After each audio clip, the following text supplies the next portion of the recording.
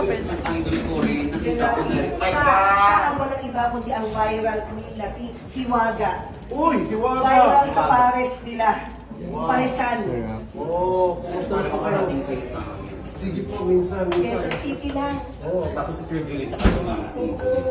Thank you so much. Merong Sir. chicharong Bulacan. Sabi mo na anong na si pares ko. Meron kaming pares over Ay, kung mga customers mo si Sen. Sige, go. Hi sir, good afternoon. Meron pa kami i-offer ko po sa inyo sir ha. Pares overload po at saka bulalo overload. Yan po yung tinatawag na pares overload po. Mix po yan. Lechon kawali at saka bulak-bulak. 99 lang yan sir. Pero pang pabata yan. 99 sabi mo, only juice? Only juice, only sabaw yan sir. Free soft drinks. Huwag ka sir, hindi pa natatapos sa hiwaga. Only love, only kiss, only love. Ay, Ay, hiwaga lang talaga yan sir. Ay, yan. Ano? Tatanong. Hi, thank you so much sir. Sige, sama yun.